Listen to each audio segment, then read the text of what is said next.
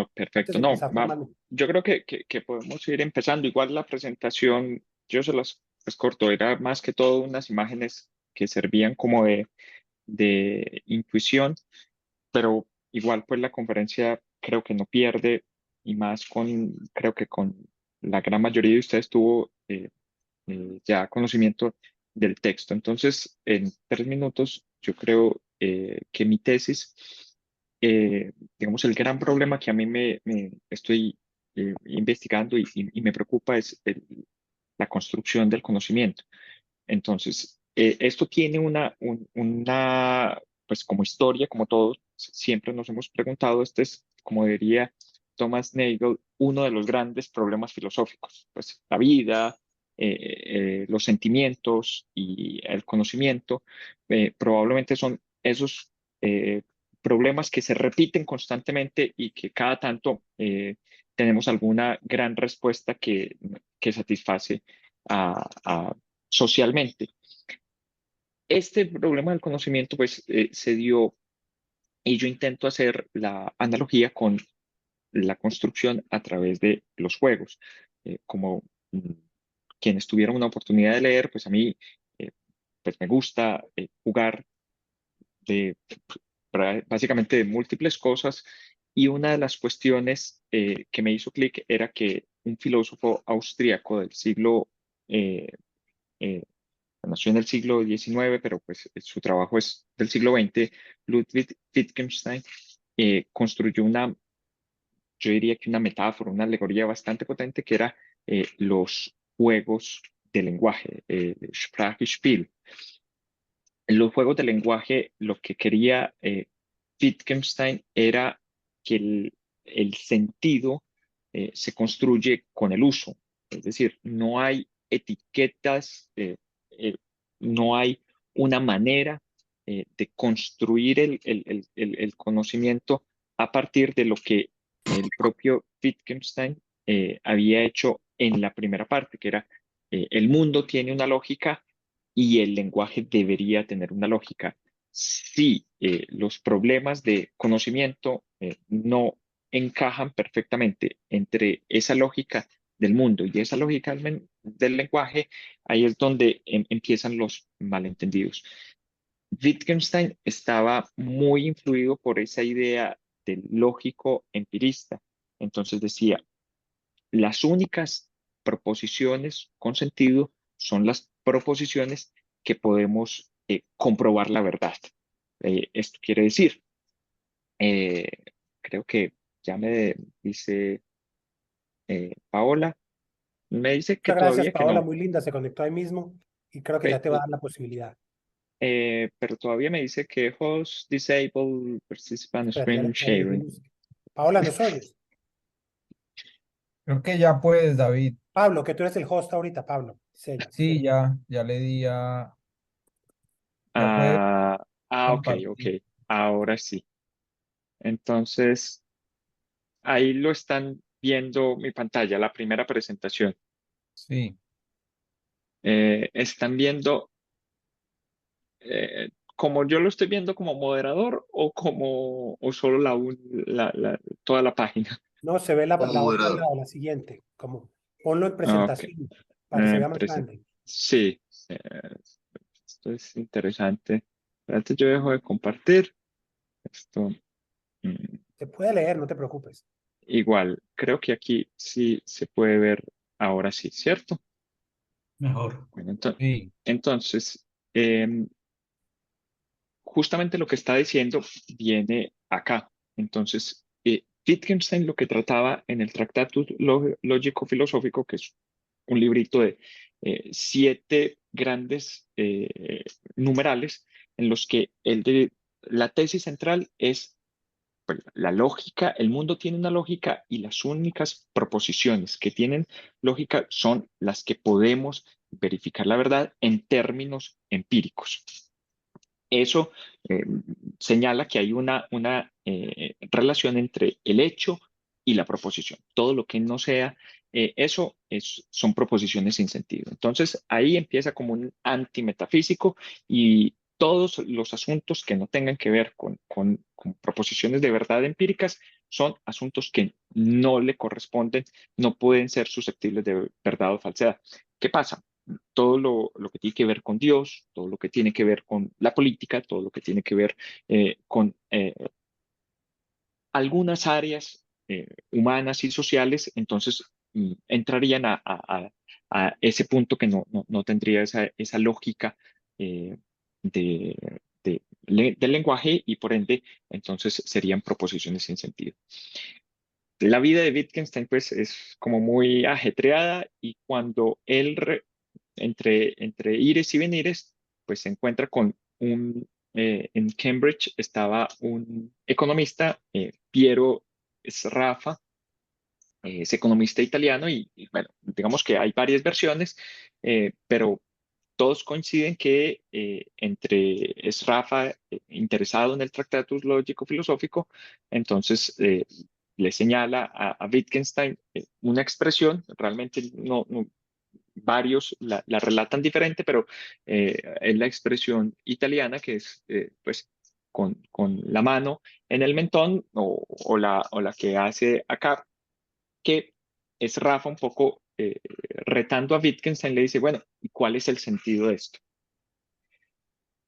Wittgenstein, digamos que como todo, pues esto tiene más de mito y la propia creación que hace la comunidad, pues darle como un mito, seguramente es menos eh, ideal esa discusión y en todo caso Wittgenstein se queda pensando y a partir también de las propias críticas que ya le había hecho un alumno en ese entonces de doctorado, Rush Rees, eh, gran lector de la primera filosofía de Wittgenstein, eh, digamos, pasa como pasó con toda su vida, Wittgenstein decide como romper. Y como algunos personajes en la historia que hablan en tercera persona, no me referiré al presidente colombiano, eh, él dice, Wittgenstein está equivocado.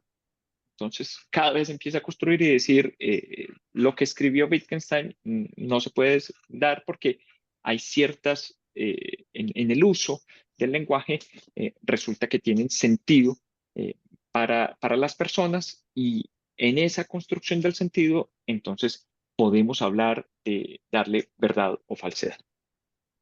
La segunda parte de Wittgenstein, por supuesto, tiene que ver con la creación de los juegos de lenguaje.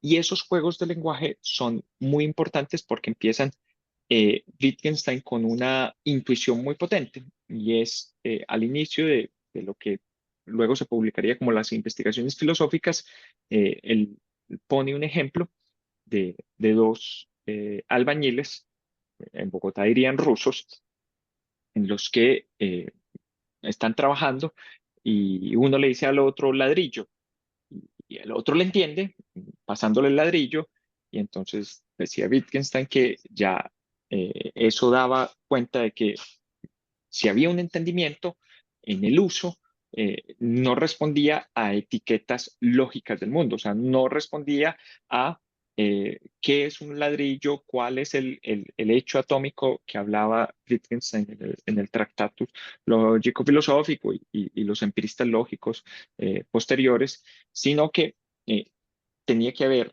la participación y unas reglas.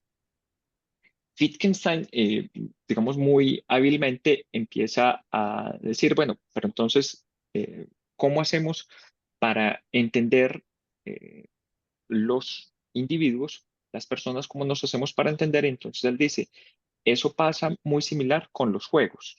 Entonces empieza con juegos muy básicos como, bueno, ¿y qué pasa si un niño está correteando con el otro y lo toca y sale corriendo y el otro después lo quiere tocar y salir corriendo? Después, en, en Medellín le llamábamos a ese juego chucha cogida o chucha, nosotros la lleva, pues, hay como muchos nombres y entonces eso para Wittgenstein le dijo, eso tiene sentido, todas esas acciones, todas esas interacciones, si usted está participando en el juego.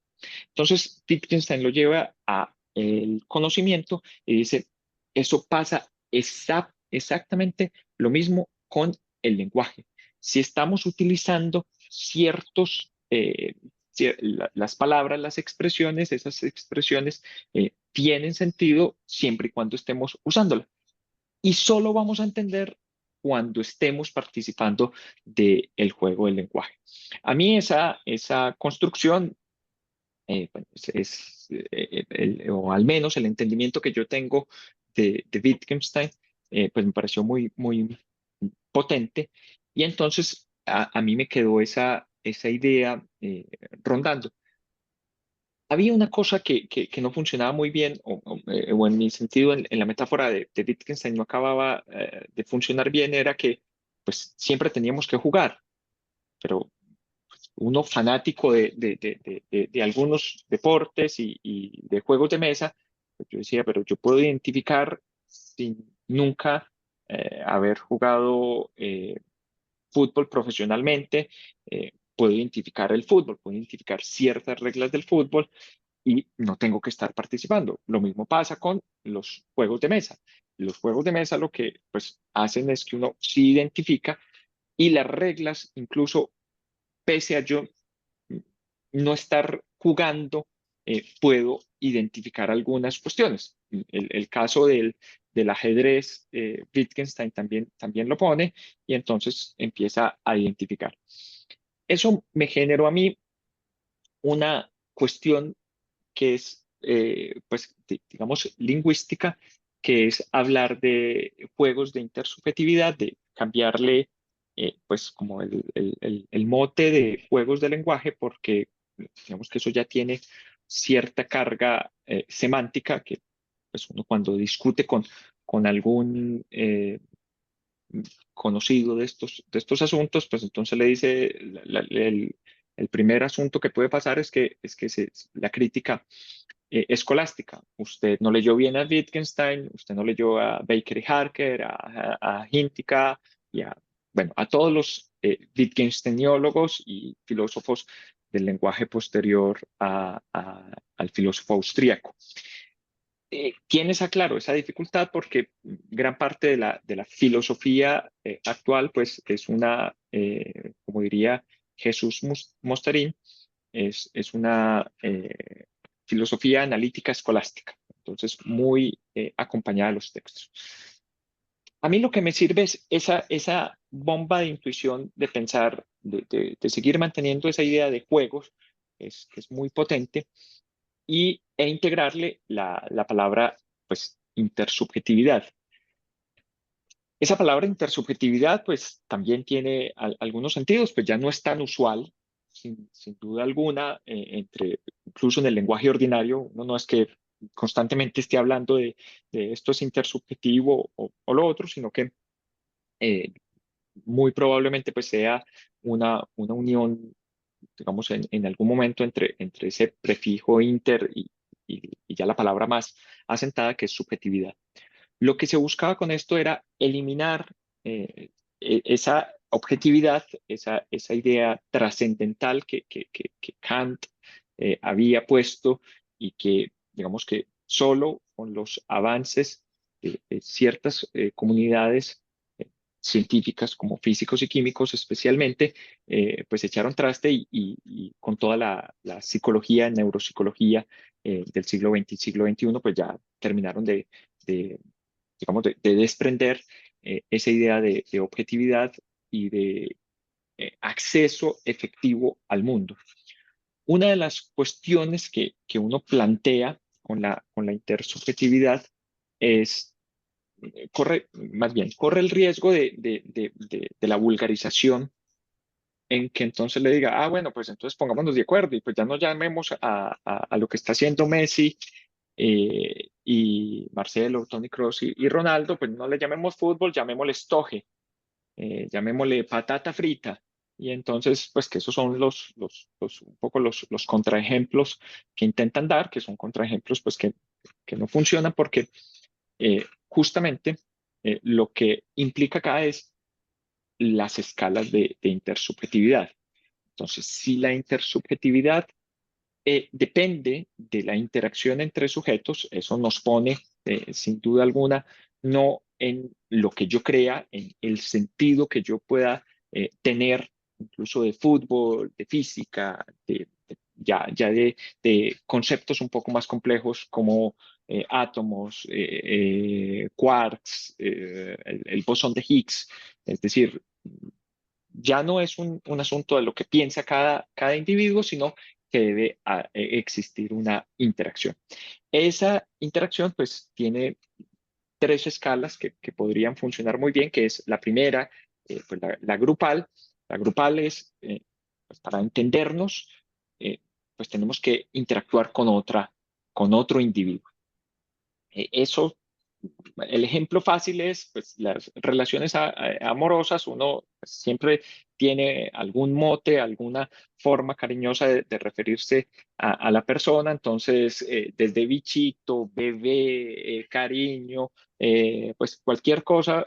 Y de esa sola interacción, pues se van construyendo sentidos. Entonces, claramente es muy fácil uno identificar si le dice a la persona querida, pues bebé, pues no le está el sentido, la etiqueta tradicional de, pues creo que eres una persona que no tiene todavía aula, que tiene apenas unos años. O sea, no se ve, pues, por supuesto, como un insulto, sino que se le da el sentido. Luego pasamos a las escalas, a la escala comunitaria, y esa escala comunitaria tiene una relación con los juegos. Y entonces la escala comunitaria es cuando los propios agentes sienten no solo que ya hacen de un grupo que puede ser momentáneo, pues digamos, términos de pareja, como un grupo de estudio, sino que ya se identifican. Es decir, lo que somos capaces de decir, yo soy un católico, yo soy un físico, yo soy un eh, pues, afro, mujer, todas las formas identitarias que uno pueda decir de manera intersubjetiva. Esto es muy importante porque empiezan a aparecer las protocomunidades que algunos filósofos de la ciencia han señalado. Entonces, pues cada tanto hacemos ponemos el hito en algún lugar para decir, aquí nació la física moderna, aquí nació la ciencia, aquí nació la química. Lo importante no es tanto ese mito, pues que será siempre, me temo yo, pues que para nuestro propio conocimiento, pues es útil, pero realmente si uno se fuera a hacer una investigación de carácter antropológico, de carácter histórico, pues se daría cuenta que muy posiblemente ninguna comunidad tenga un hito fundacional claro. Así. Lo, lo que quiero remarcar acá es que esas comunidades ya se empiezan a identificar y claro, para uno participar en esa comunidad, entonces las reglas de las que les contaba, pues uno ya las acepta cuando está participando. Y en esa aceptación hay reglas de, pues, primer orden que a mí me pueden sancionar, como, pues, si yo voy a participar, eh, qué sé yo, con algún físico y le voy a decir, o con un astrónomo, creo que es mucho más fácil decir, el Sol gira en torno a la Tierra. Hoy, digamos, ese sentido está absolutamente descartado y entonces me dirán, me sancionarán en algún punto. La primera sanción es corregirme, usted pues, es lo que tiene, es ignorante, no conoce las teorías que en este momento explican el movimiento relativo del Sol respecto a nosotros, pero no solo eso, sino que no conoce la teoría heliocéntrica y toda la teoría estándar de la astronomía. La segunda, las segundas reglas son un poco más interesantes y son las reglas que tiene la propia comunidad para asentar los sentidos. Y esas segundas reglas son lo que llamarían, y en teoría del derecho se llaman pues reglas de segundo orden, que son, y bueno, ¿y cómo identificamos primero las reglas que están? ¿Cómo, o sea, reconocemos ciertas reglas? ¿Cuáles son las reglas de cambio? O sea, ¿qué vamos a admitir que sí es cambio? Y en materia de los juegos heurísticos, yo he estado evitando la palabra ciencia, y cuando cierre la exposición les diré un poco por qué. eh, Aparece los sistemas probatorios. Entonces, ¿qué admitimos hoy como sistemas probatorios? Esas son reglas, por supuesto, de segundo orden. Hoy en día, ningún astrónomo eh, actual dirá que es más confiable, a ojos vista, referirse y dar anotaciones empíricas sobre el firmamento. Digamos, ya la teoría astronómica ha evolucionado tanto que pues, los sentidos humanos pues, no son suficientes. En la época de Tycho Brahe, esa era el punto central, y un poco antes, en la época eh, previa a Galileo, ni siquiera los sentidos eran una cuestión, porque la propia comunidad confiaba en que había una carga de la estructura del sentido religioso, del sentido divino, que decía, y si la Biblia es efectivamente la palabra de Dios, entonces, por más que yo quiera mirar hacia un telescopio, que es un poco el mito también que se crea Galileo Galilei, pues yo no tengo que confiar porque eh, yo soy un humano y Dios escribió la Biblia, entonces, claro, todo lo que yo pueda ver puede ser producto de mi propia imperfección. David, o porque Y, Aristóteles lo dijo también, ¿no? Tú que eres sí, tan claro, aristotélico.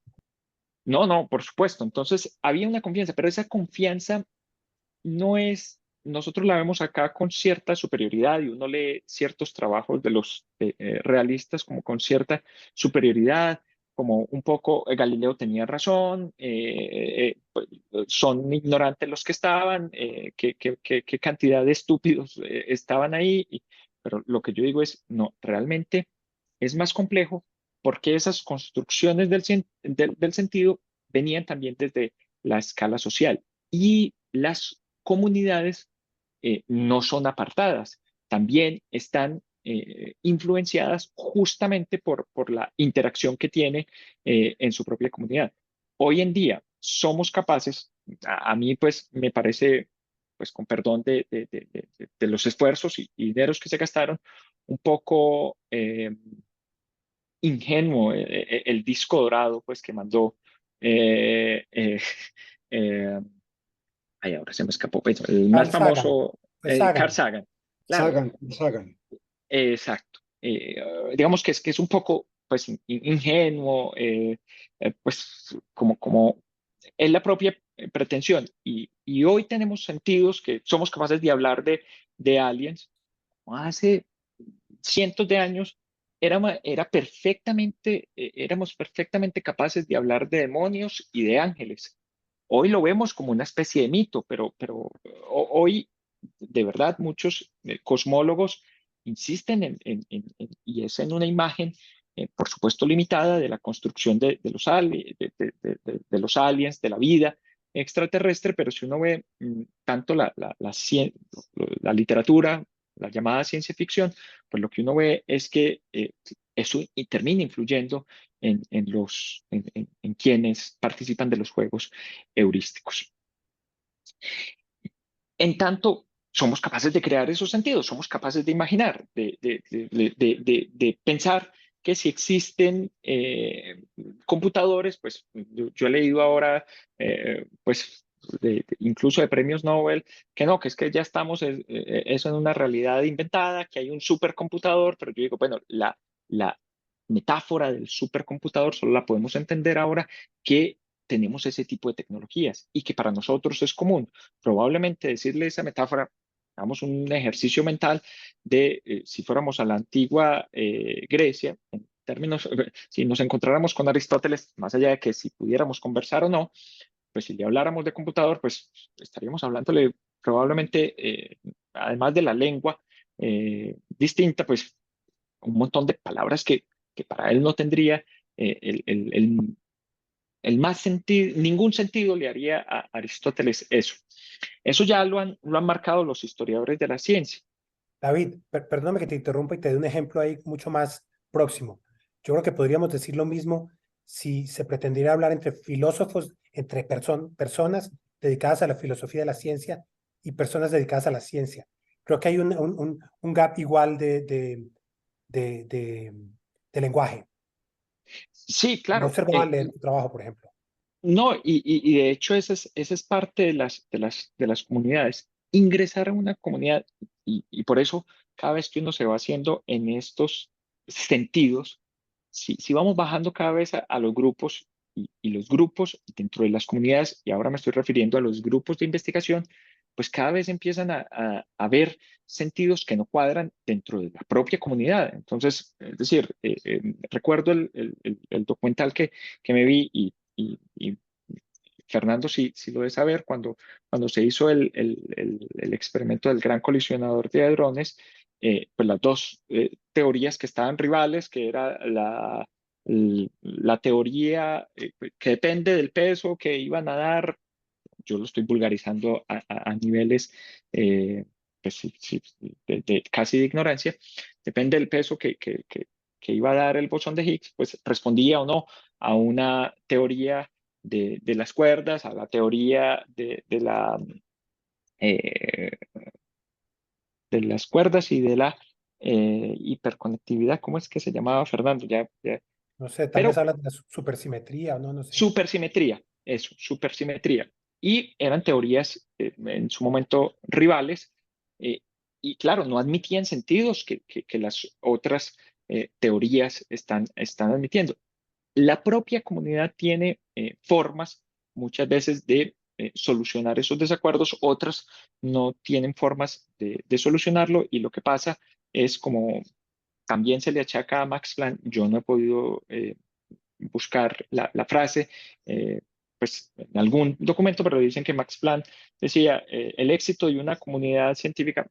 A Max Planck le tocó la física cuántica, y pues él no creía mucho, pese a que él puso el nombre en la física cuántica, y dijo, pues lo que pasa con eso es que los cambios de comunidades, pues ¿qué científicos viven más?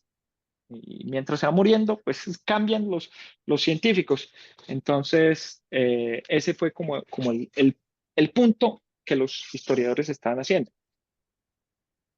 Esto lleva un poco más. Hay trabajos como los de James Pocket, que empieza a mostrar que el conocimiento, entonces, si depende de comunidades, también depende, esas comunidades no son abstractas, y entonces tienen influencias políticas. Pues entonces empezaron a ver que no es lo mismo hacer ciencia en el sur global que hacer ciencia en los laboratorios europeos. Un poco las analogías que se hacían, los científicos europeos pues dependían de su propio conocimiento, mientras que los científicos asiáticos hacían otro tipo de analogías, y esto iba triunfando. No, lo bonito de esto es que en la escala social estas interacciones pueden convivir. Hoy perfectamente podemos tener terraplanistas, negacionistas del cambio climático, cosas que nos preocupan a muchos, pero también creyentes en un Dios judío-cristiano, en varias versiones de dioses judío-cristianos, en gente que no cree en eso, gente que todavía cree que hay una superioridad por el género, gente que cree que el color de piel tiene alguna cuestión relacionada con la inteligencia.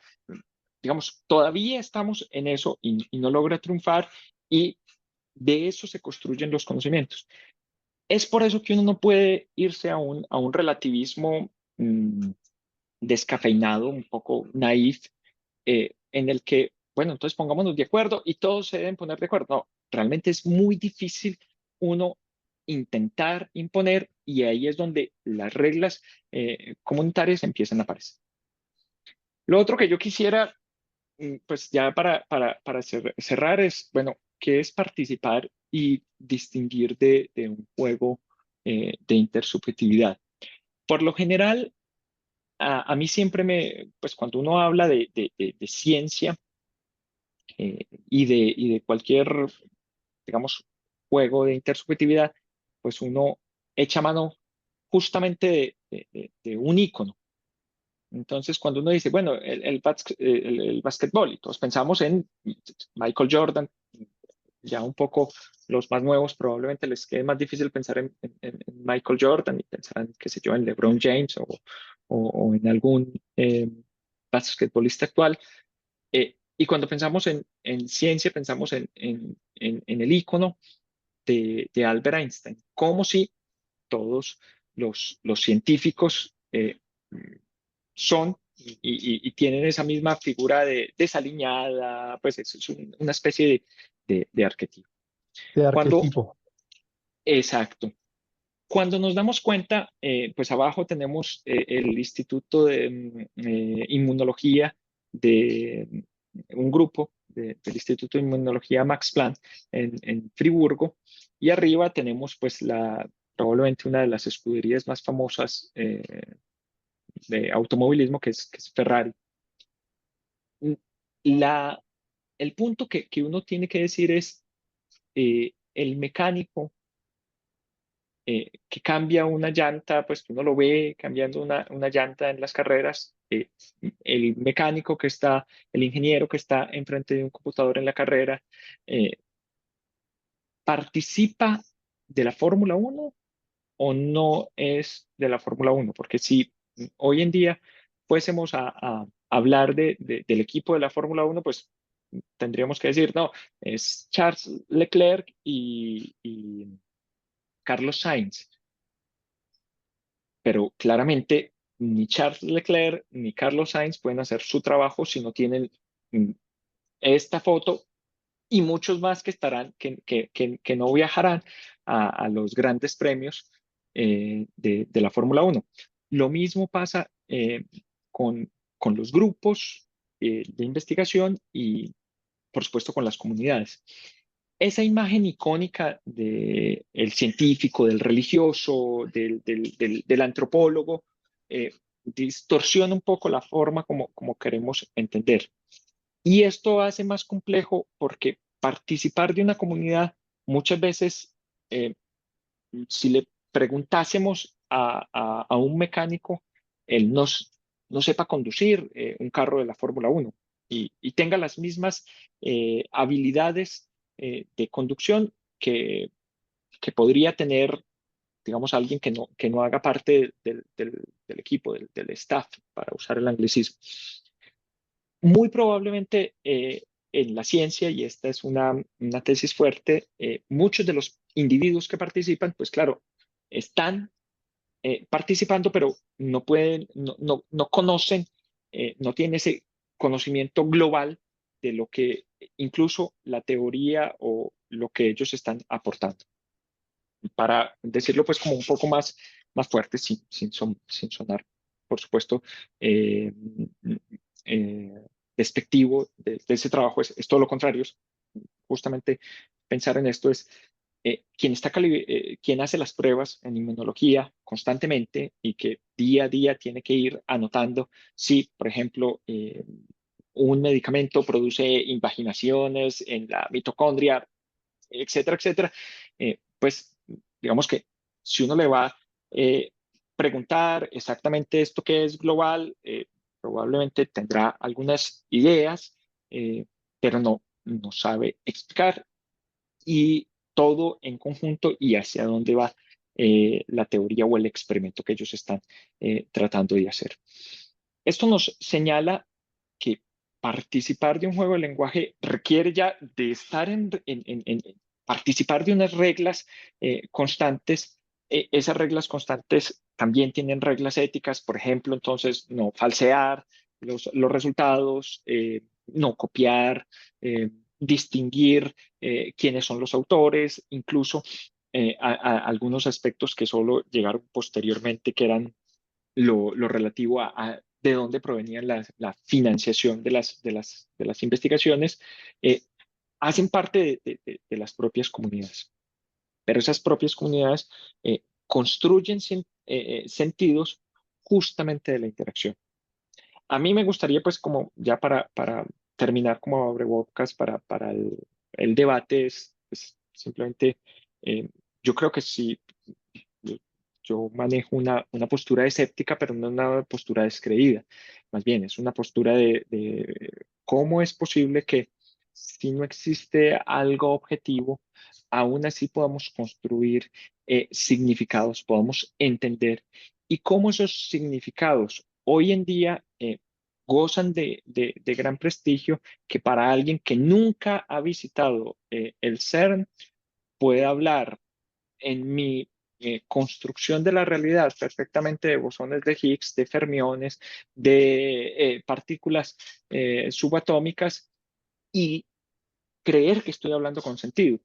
¿Cómo es posible que todavía hoy en día ese conocimiento colectivo sigue dando pie y genera unas maneras de entender y construir el mundo y cómo irradian socialmente en esas escalas para uno poder entender que algo existe o no en nuestra realidad? Eso sería por ahora. Muchísimas gracias.